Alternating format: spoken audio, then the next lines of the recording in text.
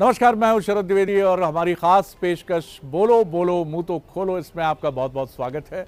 और युवाओं से जुड़ा ये कार्यक्रम है और उन्हीं की आवाज़ हम पूरी ताकत से सुनना चाहते हैं इस कार्यक्रम के ज़रिए, और वो पूरी ताकत से अपनी बात भी रखते हैं। आज एक बेहद अहम मसले पर हम उनके साथ बात करेंगे और ये मसला है रोज़गार का। रोज़गार ज़िंदगी की एक बहुत बड़ी ज़रूरत तो है ही, क्योंकि ये हमारे बेहतर मुस्तकबिल, हमारे बेहतर फ्यूचर, बेहतर भविष्य की नींव रखता है। लेकिन इस तक पहुंचना कितना आसान और कितना कठिन है, ये हर उस नौजवान से पूछिए जो अपने हाथ में अपनी डिग्री रखते हुए नौकरी की तरफ उम्मीद से देखता है। और ऐसा मत सोचिए आप कि आप छोटे शहर या किसी छोटे कस्बे के नौजवान हैं, लड़के, आप युवक या युवती हैं, तो ये मुश्किल आपकी है। ये मुश्किल उन तमाम युवाओं की है जो बड़े बड़े इंस्टीट्यूशन से भी निकलते हैं, फर्राटेदार अंग्रेज़ी बोलते हैं, बहुत ही शानदार किसी मॉडल की तरह नज़र आते हैं, लेकिन उसके बाद भी वो महसूस करते हैं कि नौकरियों का प्रॉब्लम है। आज हमारी कोशिश होगी कि जो नौजवान हमारे साथ हैं, जो यंग टर्क्स हमारे साथ हैं, हम इनसे बात करें इस बेहद अहम मसले पर, लेकिन बिना उलझे हुए एलिगेशंस में, बिना उलझे हुए, क्योंकि मसला गंभीर है। गंभीर है इसलिए हमें ये सोचना पड़ेगा जड़ तक जाकर कि आखिर इसे हम हल कैसे कर सकते हैं। और नौकरी इस देश में आज की प्रॉब्लम नहीं है। हम जब से आज़ाद हुए हैं तब से ये मसला ज़ेरे बहस है, यानी डिबेटेबल रहा है। एंड टिल नाउ, आज तक नौकरी नौकरी और नौकरी। मेरी एक बड़ी फेवरेट फिल्म है मेरे अपने, उसका एक बड़ा अच्छा गीत है, गुलजार साहब की ये बड़ी अच्छी फिल्म है, कभी आपको मौका मिले तो ज़रूर देखिए। एमए किया है, बीए किया, लगता है मैंने सब कुछ किया, हाल चाल ठीक ठाक है, सब कुछ ठीक ठाक है। ये कहना पड़ता है मुस्कुरा कर, लेकिन इसके पीछे का दर्द आप महसूस कर सकते हैं। तो चलिए रुक करते हैं अपने युवा दोस्तों की तरफ जो हमारे साथ हैं। हमारे साथ हैं सबसे पहले मुस्कान पाठक की तरफ मैं रुक करूँगा। जानवी, आप इनको माइक्रोफोन दीजिए, हम एक छोटा सा तेज इंट्रोडक्शन लेकर आगे बढ़ते चलेंगे। जी। सर, मेरा नाम है मुस्कान पाठक। मैं इस वक्त मास्टर्स परसू कर रही हूँ इंग्लिश लिटरेचर में, और साथ ही साथ मैं सिविल सर्विसेज की प्रिपरेशन कर रही हूँ। जी, जानवी की तरफ हम आते हैं जो लॉ ग्रेजुएट है। जानवी, अपने बारे में बताइए। सर, मेरा नाम जानवी पुरोहित है। मैंने अपना लॉ कंप्लीट किया है institute of law Nirma university से। अभी 2020 में ही कोरोना काल में ही मेरा ग्रेजुएशन हुआ, ई फेयरवेल हुआ, शायद से ई कॉन्वोकेशन भी हो सकता है, जो कि शायद से एक स्टूडेंट की लाइफ में बड़ी दुख की बात है, क्योंकि हम काफ़ी उसमें थे कि हम टोपी उछालेंगे, पर एक वो चीज़ है। बाकी मैं अभी मास्टर्स कर रही हूँ और मेरा ऐसा है कि मैं नीट की तैयारी करना चाहती हूँ। मेरे को एजुकेशन सिस्टम में जाना है, मेरे को एकेडमिक्स में जाना है। और बाकी सर, मेरा फोटोग्राफी का शौक़ है, तो इसके लिए मैंने एक छोटी सी एक शुरुआत करी है, अपना एक पेज खोला है साइलेंट रिदम्स करके इंस्टाग्राम पे। तो मुझे लगता है कि जो भी चीज़ें हो सकती हैं कैप्चर, मैं वो करने की कोशिश करती हूँ। वाह, बहुत शुभकामनाएं आपको।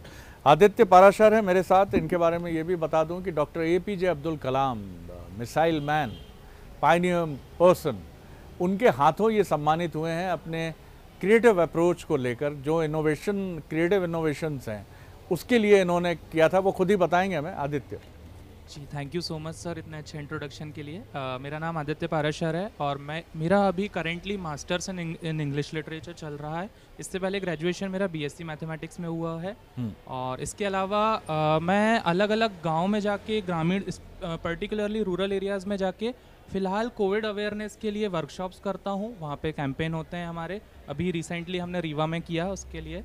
और साथ ही साथ मैं बताना चाहूँगा, जैसा सर ने बोला कि doctor APJ Abdul Kalam sir के द्वारा मुझे अवार्ड मिला, मैं इसके लिए अपने आप को लकी मानता हूँ।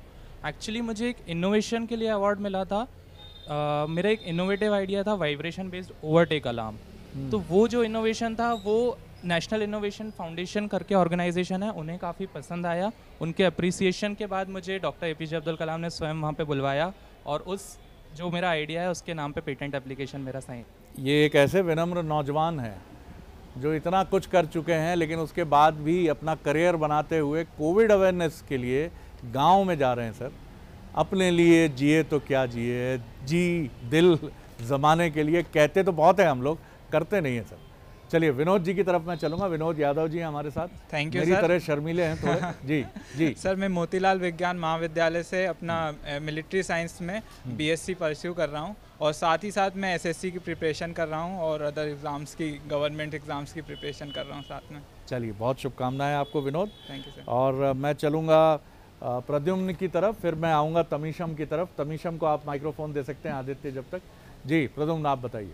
धन्यवाद सर। मेरा नाम है प्रद्युम्न चौरे और देवी अहिल्या विश्वविद्यालय इंदौर से पत्रकारिता में स्नातक के बाद फिर मैं बॉम्बे चला गया। ये कुछ भी नहीं सोचा, मैंने सोचा कि जाके देखते हैं शहर कैसा है।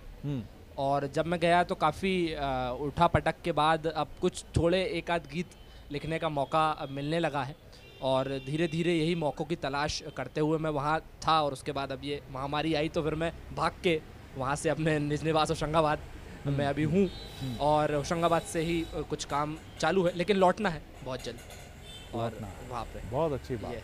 चम नमस्कार, मेरा नाम तमीशम पंड्या है। मैं UIT RGPV से मैकेनिकल इंजीनियरिंग का अंतिम वर्ष का छात्र हूँ और मेरी हॉबी है एक्टिंग करना और मुझे वो बहुत पसंद है। और इसके अलावा मेरी कोशिश है कि जितना हो सके भारतीय संस्कृति और विज्ञान और कला इनके माध्यम से इनको जानूँ और समाज में पहुँचा सकूँ कि भारतीय संस्कृति का कितना योगदान रहा है भारत में और उसको और हम आगे किस तरीके से उज्जवल भविष्य इसका हो सकता है। वाह बढ़िया। तो सबसे पहले मैं इसी सवाल के साथ शुरू करता हूं कि जिस तरह से बेरोज़गारी का ये मसला फिर एक बार चर्चा में आया ट्विटर के ज़रिए और एसएससी की जो प्रणाली है ये भी बड़ी मुसीबत है कि हमारे युवाओं को हमारी जो परीक्षा की प्रणाली है उस पर भी बहुत मजबूती से भरोसा नहीं है। मध्य प्रदेश पीएससी जो है उसकी पोस्ट कभी निकलती हैं, कभी अटक जाती हैं। ये स्टेट पब्लिक सर्विस कमीशन की कहानी है।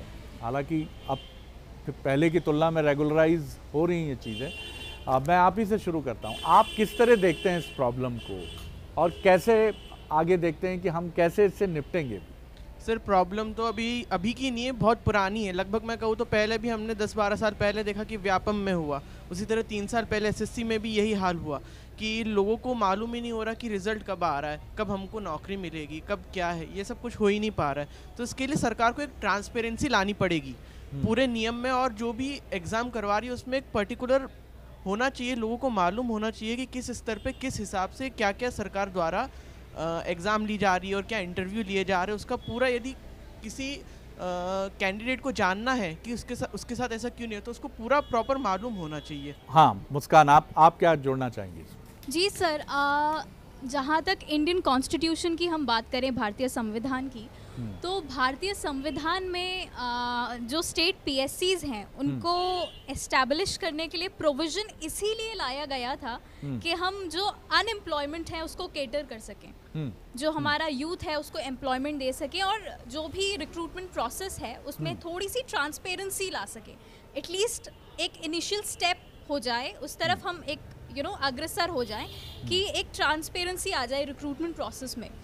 और सबसे बड़ी आयरनी में यही देखती हूँ आज के दौर में कि जो हमारे ऑब्जेक्टिव थे, जो बेसिक ऑब्जेक्टिव थे ट्रांसपेरेंसी लाने के और टाइमली एम्प्लॉयमेंट देने के, वही सबसे ज़्यादा आज क्वेश्चन में है। तो ये सबसे बड़ी आयरनी मुझे लगती है, क्योंकि अगर हम फॉर एग्जांपल बात करें एमपीपीएससी की, जो हमारा राज्य स्टेट पीएससी कंडक्ट कराता है, तो उसमें हम देखते हैं कि कितनी सारी प्रॉब्लम्स लोगों को फेस करनी पड़ती हैं। Specially timely conduction of exams नहीं होते। अगर वो होते हैं तो हम ये भी देखते हैं कि कहीं ना कहीं स्टेट पीएससी कंडक्ट कराना, जो भी सरकार उस वक्त राज्य में होती है, एक वोट गार्नर करने का एक एजेंडा बन जाता है, क्योंकि उन्हें लगता है कि सबसे ज़्यादा वोट, मतलब आप ये मानते हैं कि जो लेवल सेंट्रल यूपीएससी का है वो स्टेट पब्लिक सर्विस कमीशंस का नहीं है, वो स्टैंडर्ड इनको हासिल करना होगा, ये एक चैलेंज है इनके सामने। हाँ, मैं जानवी की तरफ आऊँगा। जानवी, आपने एक लीडिंग इंस्टीट्यूशन से ग्रेजुएशन किया है, ग्रेजुएट हैं आप लॉ। पेंडेमिक इरा ने सारे सपने आप नौजवानों के बहुत बुरी तरह हिट किए हैं, आई कैन अंडरस्टैंड।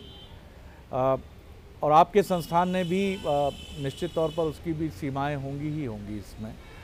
आप क्या फील करती हैं, कितना आप जिम्मेदार मानती हैं नौकरी ना मिलने को या नौकरी में चैलेंज को इंस्टीट्यूशंस को कितना जिम्मेदार मानती हैं और सरकारों को कितना जिम्मेदार मानती हैं, चाहे वो केंद्र की हो या राज्यों की हो?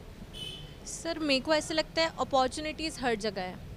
अगर हम देखें तो अपॉर्चुनिटीज़ बहुत ज़्यादा है, पर वो जिसके पास पहुंचनी चाहिए उसके पास नहीं पहुंच रही है। आप बच्चों के पास भी जाएंगे तो इतने बड़े बड़े इंस्टीट्यूट्स हैं, बच्चे इतने क्वालिफाइड हैं, एजुकेटेड है सारे के सारे बच्चे, पर वही वो डिग्री लेके जाते हैं तो उनके पास एक्सपीरियंस नहीं होने की वजह से या स्किल्स नहीं होने की वजह से उनको हटा दिया जाता है, उनको नेग्लेक्ट कर दिया जाता है। पर मेरे को लगता है कि एक्सपीरियंस के लिए भी आपको कहीं से शुरुआत करनी पड़ेगी।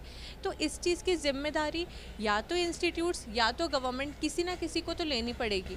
हम किसी भी इंस्टीट्यूट में पहुंच जाएं तो इंस्टीट्यूट की ये जिम्मेदारी है, उसको वो ऐसा नहीं कर सकता कि नहीं हमने कोशिश करी थी पर आपका नहीं हो पाया। हम पढ़ाई करवा रहे हैं, वो स्किल्स करवा रहे हैं, तो वो स्किल्स डेवलपमेंट एक बहुत ज़्यादा ज़रूरी एक चीज़ हो जाती है।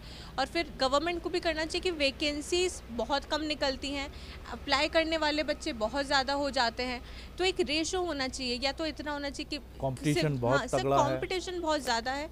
जी बिल्कुल, जैसा कि इन्होंने कहा 140 करोड़ की जनसंख्या वाले देश में अपॉर्चुनिटीज़ ना हो ऐसा मानना मुझे नहीं लगता सही होगा, क्योंकि अपॉर्चुनिटीज़ हैं बिकॉज डिमांड है। कंट्री की पॉपुलेशन इतनी ज़्यादा है तो डिमांड डेफिनेटली है, सप्लाई जो उन्हें मिलना चाहिए उसके लिए हमारे पास अपॉर्चुनिटीज़ भी हैं। लेकिन यही सही बात उन्होंने कही कि एक सही रिक्रूटर के पास बिल्कुल, मुझे लगता है इसको इस तरह हम समझें कि जो प्राइवेट सेक्टर है जी उसको गवर्नमेंट की तरह बहुत ही ऑर्गेनाइजेशनल इंफ्रास्ट्रक्चर लेवल पर उसको एक सेटिस्फैक्शन, क्योंकि ये बात इस देश में बार बार उठती है कि प्राइवेट में पैसा और पैकेज ज़्यादा है बट प्रेशर बहुत है। बिल्कुल, आप गूगल में काम करते हैं तो आपकी वर्किंग कंडीशंस अलग हो जाती है। राइट। आप किसी इंटरनेशनल मल्टीनेशनल में काम करते हैं, वहाँ बड़ा फ्री होता है जी। और सरकारी नौकरी में भी ये कहा जाता है बड़ा आराम है। क्यों इतने बड़ी संख्या में नौजवान प्राइवेट सेक्टर को छोड़कर सरकारी नौकरी में जाना चाहते हैं? मैं आपकी तरफ आऊँ। मैं पूरी स्थिति को सर 3 शेयरों में मैं आपको बताता हूँ।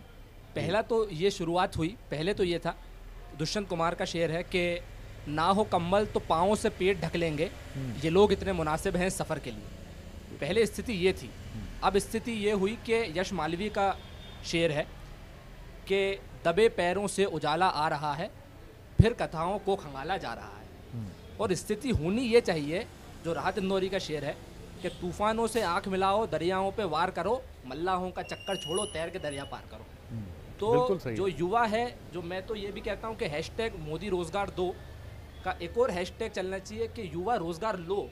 मतलब युवा बहुत अच्छी बात कही आपको ऐसा डेवलप कर लो, अपने आप को काबिल बना लो कि वो जो 3 इडियट्स की बात थी कि काबिल बनो और कामयाबी झक मार के तुम्हारे पीछे आएगी। आज की डेट में हर इंसान अगर हम देखें तो स्किल्ड है। पहले के टाइम हम देखते थे कि हर वर्ग के लोग पढ़ाई नहीं करते थे। कुछ ग्रामीण वर्ग के लोग, हम ये भी देखते थे कि पहले बेटियों को नहीं पढ़ाया जाता था। पर आज सबसे मेन चीज़, जनसंख्या भी ज़्यादा है और हर इंसान स्किल्ड है, हर इंसान पढ़ रहा है, पर जॉब अपॉर्चुनिटीज़ उतनी ही हैं जितनी पहले थी। तो ऑफ कोर्स लोगों को अनएम्प्लॉयमेंट की प्रॉब्लम दिख रही है, अनएम्प्लॉयमेंट है लोगों में क्योंकि इतनी ज़्यादा जनसंख्या है और हर इंसान स्किल्ड है। तो मेरा ये मानना है कि जो एजुकेशन हो रही है वो एक क्रिएटिव एजुकेशन होनी चाहिए, जिसमें करियर की तरफ भी गाइड करना चाहिए, उन्हें बताना चाहिए कि क्या क्या करियर ऑप्शंस आपके पास हो सकते हैं। क्योंकि मैं ये देखता हूँ कि कई लोगों में बहुत ज़्यादा स्किल्स होती हैं बट उन्हें अच्छा प्रॉपर गाइडेंस नहीं मिल पाता है। उन्हें नहीं पता होता है कि उन्हें कौन सा कॉम्पिटिटिव एग्जाम के लिए प्रिपेयर करना है या फिर कौन सी फील्ड में जाना है, किस चीज़ में ग्रेजुएशन करना है। और कई बार मैं देखता हूँ कि ग्रेजुएशन होने के बाद पता लगता है कई लोगों को कि इस टाइप का भी कोई कोर्स होता है, इस चीज़ में भी जाया जा सकता है। बिल्कुल आपने ठीक कहा। मैं एक फिगर देख रहा था कि हिंदुस्तान में जो डिजिटल स्किल्ड लोग हैं, जो कंप्यूटर साक्षर जिनको आप कह लीजिए, ऐसे लोगों का प्रतिशत अभी हमारी जो वर्क फोर्स है उसमें 12% है और 2025 तक हमें 9 गुना ज़्यादा डिजिटल स्किल्ड लोग चाहिए। तो आप ये मत समझिए कि अगर आपने कोई चीज़ सीखी है तो वो इन वेन जाएगी, वो ख़राब हो जाएगी, उससे कोई मतलब नहीं होगा, उससे कोई समस्या नहीं होगी। इसका फ़ायदा आपको ज़रूर मिलेगा। मैं विनोद से ज़रूर जानना चाहूँगा। अपने साथी की एक बात में जोड़ना चाहता हूँ। जैसे उन्होंने बोला कि रोज़गार लो, तो रोज़गार लो तभी होगा जब हमारी एजुकेशन सिस्टम में इस तरह का डेवलपमेंट होगा कि हमें प्रैक्टिकल नॉलेज पे ज़्यादा ध्यान दे बजाय उसके थ्योरेटिकल के। क्योंकि अब जब हम इस बात को देखते हैं कि हम कंपनियों में जब अप्लाई करने जाते हैं तब उसमें रहता है कि हमको जब कुछ साल 1 साल के लिए हमको कर तो लिया जाता है, फिर उसके बाद हमारा जब वर्क एक्सपीरियंस देखा जाता है तो नॉलेज के बेस पे तो कहीं ना कहीं हम लोग को उसको नेगलेक्ट कर दिया जाता है, या फिर हमें खुद इतना प्रेशराइज कर दिया जाता है कि हम खुद इस जॉब को छोड़ देते हैं। तो इस हिसाब से हमें हमारे एजुकेशन सिस्टम में भी थोड़ा रिफॉर्म लाना पड़ेगा कि हम प्रैक्टिकल नॉलेज दे सकें और चीज़ों को। बिल्कुल ठीक बात है, प्रैक्टिकल नॉलेज का होना ये एक बहुत अहम चीज़ है। जी कमीशम। सर मेरा ऐसा मानना है, जैसा कि कहा कि सरकारी नौकरी में आराम रहता है, सर ऐसा नहीं सरकारी नौकरी में आराम रहता है। आप एक एसडीएम को देख लीजिए, वो दिन भर कितना काम करता है, उसको खाने का भी टाइम नहीं रहता है। तो ऐसा तो है नहीं आराम होता है। हम लोग के लिए सरकारी नौकरी केवल क्या है, बाबू और क्लर्क वाली की 9 से 5 गए, बैठे, साइन किया और बस खत्म। तो ये नहीं है। नहीं, वो स्टाफ भी, उनमें बहुत सारे लोग बहुत मेहनत करते हैं। जी जी। और दूसरा ये कि जैसे कि अभी नई शिक्षा नीति आई है, मेरे को लगता है सर ये नई शिक्षा नीति बहुत ही एक कैटेलिस्ट का काम करेगी इस दौर में, कि लोगों में जो वो करना चाहते हैं उनको वो करने के लिए प्रेरित करेगी और उसी में वो अपना कैरियर बना पाएंगे, रादर देन कि चलो हम ये कर लेते उसके बाद हम ये कर लेंगे फिर ये कर लेंगे। इसमें सर इंसान कुछ भी नहीं कर पाता है और वही घूम के वापस शिफर हो जाता है, उसका सब जो भी कार्य करता है, जो भी उसकी मेहनत है, सब शिफर हो जाता है, सारी जीरो हो जाती है। मुस्कान। सर जैसा कि प्राइवेट सेक्टर की भी बात की गई, तो मुझे लगता है कि हमारी जो केंद्रीय सरकार है वो इस डायरेक्शन में काफ़ी कुछ कर रही है। बात करें अगर हम मेक इन इंडिया हो या स्टार्टअप्स हो, एंटरप्रेन्योरशिप को जितना मोटिवेट करना चाहिए तो हमारे माननीय प्रधानमंत्री महोदय वो कर रहे हैं, करते हुए दिखाई दे रहे हैं। बात ये इस बात पर अड़ जाती है कि जिस तरह से ट्रिकल डाउन इफ़ेक्ट हमें देखने को मिलता है, trickle down effect is basically कि हम इस तरीके से लोगों को जो पॉवर्टी है अगर कंट्री में, उसको हम इरेडिकेट करने के लिए बेसिकली जो अपर क्राटा है कंट्री का, जो एलीट क्लास है, उनको हम कहीं ना कहीं फिनेंशियल कुछ लिबर्टीज़ देते हैं और हम ये मान के चलते हैं कि अगर उस क्रेटा में इकोनॉमिक ग्रोथ होगी तो वो ग्रोथ नीचे शिफ्ट होगी और जो भी नीचे जितने भी सेक्शंस हैं उन पूरे सेक्शंस तक पहुंचेगी। ये एक इकोनॉमिक थ्योरी है। तो इसी थ्योरी पे बेस्ड हमारी जो देश की एम्प्लॉयमेंट पॉलिसी है वो बेस्ड है, पर मुझे लगता है कहीं ना कहीं ये पॉलिसी इसमें बहुत सारे लूप होल्स हैं जिनकी बात हम यहाँ कर रहे हैं। हम मंशा और नियत पर सवाल नहीं उठा रहे हैं, लेकिन आखिर नौजवानों को रोजगार देने की हमारी नीति में सुराख कहाँ कहाँ है जी। और सुराख हैं। ख़ासतौर से अगर मैं मोटे तौर पर देखूं तो पहली चीज़ तो ये, हर सरकार दावा करती है कि वो रोज़गार देगी जी। लेकिन जब वो सत्ता में आती है तो महसूस करती है कि ये तो आसमान से तारे तोड़ने से भी कठिन काम है। फिर वो उलझना शुरू हो जाती है, क्या करें। फिर बात ये होती है कि प्राइवेट सेक्टर की तरफ चलो या खुद ही नौकरी देने वाले बन जाओ। सुनने में बहुत अच्छा लगता है, बहुत खूबसूरत लगता है कि मैं खुद का जॉब शुरू कर दूं, 10 लोगों को नौकरी दूं, अपना वेंचर शुरू करूं। आप क्या जोड़ेंगे इसमें? मैं सर सिर्फ एक बात ये कहना चाह रहा हूँ कि इसमें जो हमने बात की कि रोज़गार क्यों नहीं जो है मिल पा रहा है लोगों को, तो पहला सर बहुत ही आम मुद्दा है, लेकिन जनसंख्या एक मुद्दा है।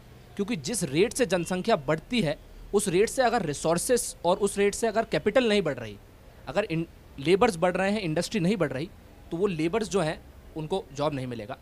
दूसरी बात यह है कि स्थानीय लोगों को उन्हीं के स्थान पर जॉब ना मिलना, इससे माइग्रेशन बढ़ता है और जब माइग्रेशन बढ़ता है तो अंडर एम्प्लॉयमेंट बढ़ता है। क्योंकि अगर मैं होशंगाबाद में रहकर 20,000 की जॉब कर सकता हूँ और वो जॉब मुझे वहाँ नहीं मिलती, तो मैं महाराष्ट्र जाके 20,000 की जॉब करता हूँ और किराया देता हूँ, तो मैं जितना मध्य प्रदेश में बचा सकता था अपने घर में उतना मैं इसमें एक और बड़ी चीज़ प्रद्युम्न, आप सहमत होंगे कि हमारे आसपास के ज़िले, ठीक है मेरे पास अगर होशंगाबाद में जॉब नहीं है तो 70 किलोमीटर है राजधानी, वहाँ जॉब होना चाहिए कि मैं अपने घर भी जा सकूँ। जी, मैं वीकेंड्स कम से कम 2 दिन क्वालिटी टाइम तो अपने पेरेंट्स और अपनी जड़ों के साथ बिता सकूं। ये भी एक बड़ी प्रॉब्लम है कि भोपाल का लड़का या होशंगाबाद का लड़का दिल्ली या मुंबई जाता है, जहां उसको नौकरी 30-40 हज़ार की, दरअसल वो नौकरी की ज़रूरत है उसको पैसे की 80 और 90 हज़ार की, तो जितना खर्च है वहाँ का, यही अगर भोपाल और होशंगाबाद में हो तो वो 80 हज़ार की मुंबई की नौकरी उसको यहाँ 30 हज़ार में एकोमोडेट कर लेगा। जी सर, मैं बिल्कुल बात ऐड करना चाहूँगा कि जैसा कि प्रद्युम्न जी ने कहा कि जहाँ पर हैं वहीं पे जॉब मिलना चाहिए। इसके लिए हम जानते हैं जैसे कि मध्य प्रदेश में ये चीज़ स्टार्ट हो चुकी है कि मध्य प्रदेश की जॉब्स मध्य प्रदेश के नागरिक को ही दी जाएगी। तो मेरा ये मानना है कि हर स्टेट में ये चीज़ हो जाना चाहिए, क्योंकि किसी एक स्टेट में ऐसा रूल हो और बाकी स्टेट में ना हो तो वो बाकी स्टेट वालों के लिए अनफेयर नहीं होगा। तो ये चीज़ एक होनी चाहिए।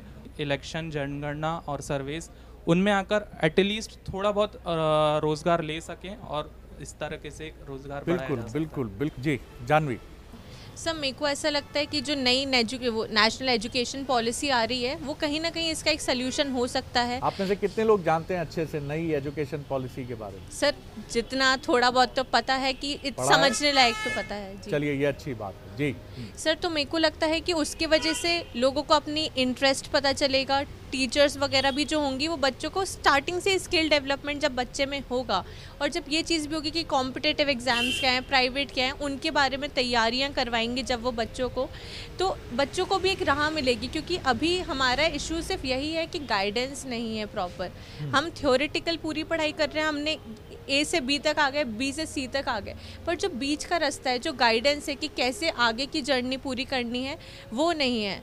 तो मेरे को लगता है ये एजुकेशन पॉलिसी से थोड़ा सा फ़र्क पड़ सकता है। सर मैं ये कहना चाह रहा हूँ इसमें कि जैसे हम लोग की जो गवर्नमेंट एग्ज़ाम्स होते हैं तो उसमें भी थोड़ा सिस्टम में थोड़ा सुधार होना चाहिए। जैसे कि हम लोग एग्ज़ाम तो दे देते हैं कभी कभी, तो साल भर में एक तो एग्ज़ाम के नोटिफिकेशन आते हैं, उसके बाद फॉर्म भरने में महीना 2 महीना लगता है, उसके बाद जो एग्ज़ाम्स होते हैं उसमें लग जाता है एक साल का टाइम लग जाता है। अभी जो रेलवे का भी हम रिसेंटली देखें एग्ज़ाम, तो 5 से 6 महीने सिर्फ एग्ज़ाम, वो भी फर्स्ट लेवल एग्ज़ाम चल रहा है। उसके बाद जो सेकंड लेवल एग्ज़ाम होगा वो पता नहीं कब होगा, उसके बाद जो रिज़ल्ट होगा वो पता नहीं कब होगा। बहुत अच्छी बात कही आप। तो उस एग्जाम्स की जो अलग अलग स्टेजेस हैं उनमें सिंक्रोनाइजेशन नहीं है, समन्वय नहीं है कि ये कब होगा, इसके बाद अगला स्टेज कब आएगा और नतीजा कब आएगा।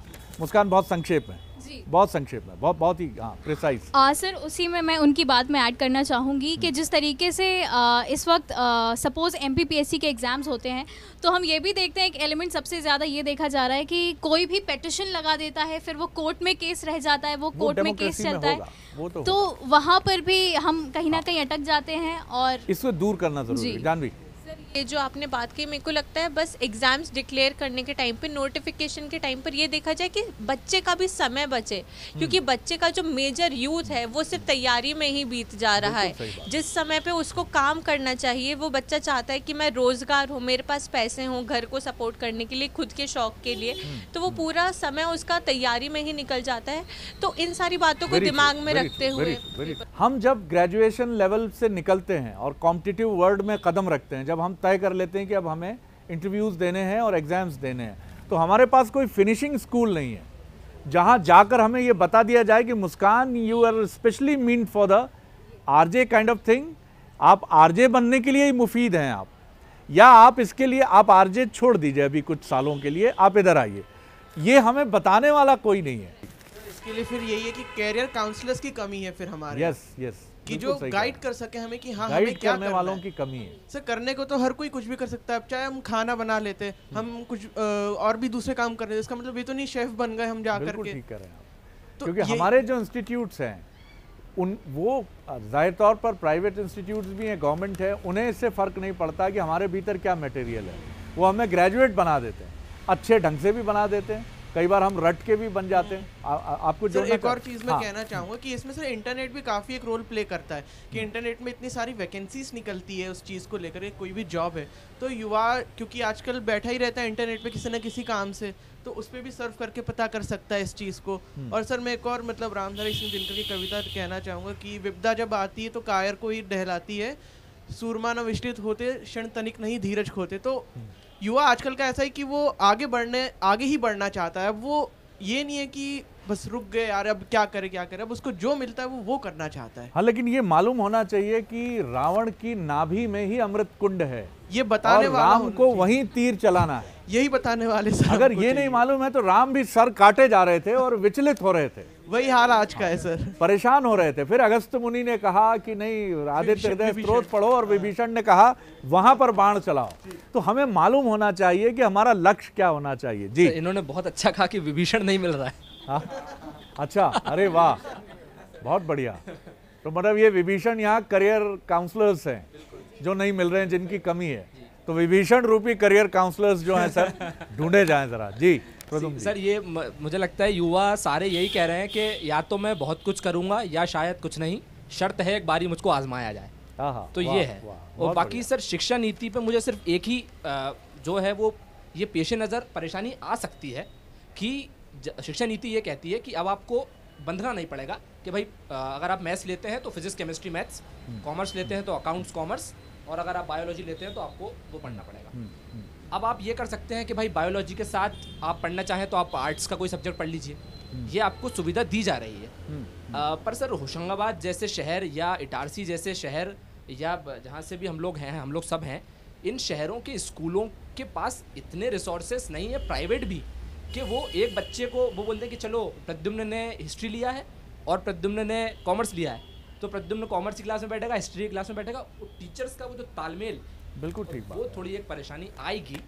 और मुझे लगता है कि लोकल ज़रूरतों के हिसाब से हमें डिज़ाइन करना चाहिए अपनी रोज़गार नीति को, कि मध्य प्रदेश और छत्तीसगढ़ और नॉर्दर्न पट्टी के लोग अगर हिंदी बोलते हैं तो आप अगर उनको ऐसी किसी इंडस्ट्री में धकेल देंगे जहां अंग्रेज़ी का बोलबाला है तो मुश्किलें होंगी, और उनके लिए अंग्रेज़ी सीखना एक बड़ी चुनौती होगी। सीख तो लेंगे, और इसी तरह आप दक्षिण के व्यक्ति को आप हिंदी की तरफ ढकेल देंगे और कहेंगे कि हिंदी बेल्ट में काम करना है, और जहाँ पर यह होगा कि गतिमान हो गए हैं भास्कर देव, तो वो अटक जाएगा। जी सर, आपने बिल्कुल सही कहा कि अनुकूल वातावरण हमें मिलना चाहिए उस हिसाब से, जिस हिसाब से हमारी तैयारी हो रही है। और मैं सर एक बात और इसमें ऐड कर रहा हूँ, हमारे जो टॉपिक है आज का, उसमें कि अभी सरकार ने एक NRA और CET करके एक वो लेकर आई है कि एक एग्ज़ाम होगा सब सारे गवर्नमेंट्स का। पर इसमें भी प्रश्न चिन्ह ये उठता है कि जैसे हम एक एग्ज़ाम अगर किसी मतलब जो 6 लाख 7 लाख बच्चे एक फॉर्म भरते हैं, उस एग्ज़ाम को अगर हम 4 महीने तक करवाते हैं तो उसको जो अगर हम सारे एग्ज़ाम एक ही पेपर ले रहे हैं जिसका, तो उसका एग्ज़ाम हम कितने महीने चलाएंगे। उसका बाद हमारे जो क्वेश्चंस रहते हैं पेपर में, कभी कभी 4-4 5-5 क्वेश्चन तक गलत होते हैं, तो उसमें भी हम लोग को अगर जो हमारे बिल्कुल ये भी एक मुद्दा है। सबसे अच्छी बात इस बातचीत में है कि जो इन युवाओं को मैं श्रेय दूंगा, क्रेडिट दूंगा कि ये कोसने की तरफ नहीं गए हैं, ये रिट्रोस्पेक्शन की तरफ गए हैं। इन्होंने सिस्टम में झांकने की कोशिश की है, लेकिन इसका मतलब ये नहीं है कि सरकारों को क्लीन चिट मिल गई है। ये जिम्मेदारी आपकी है, आप यानी आप सरकारों की जिम्मेदारी है कि आप एक ट्रांसपेरेंट सिस्टम बनाएं। सरकारी नौकरियां मुश्किल इसलिए हैं, सरकारें बचती इसलिए हैं कि आज पेंशन के बिल सैलरी बिल से ज़्यादा भारी हो गए। तो सर ये आप ही को तय करना है ना, क्यों वोट की राजनीति के चक्कर में आप ये सब कड़े फैसले नहीं करते हैं? करिए, क्योंकि किसी ना किसी दिन तो ये फैसले करने होंगे और इन नौजवानों को जवाब तो देना ही होगा सर, क्योंकि जब ये मुंह खोल रहे हैं तो जवाब के लिए ही खोल रहे हैं, और जवाब आपके पास है। सोचिएगा ज़रूर आप। इतना ही, अगली बार बोलो बोलो मुंह तो खोलो के एक और एपिसोड में एक और नए सब्जेक्ट के साथ आपसे मिलेंगे। धन्यवाद।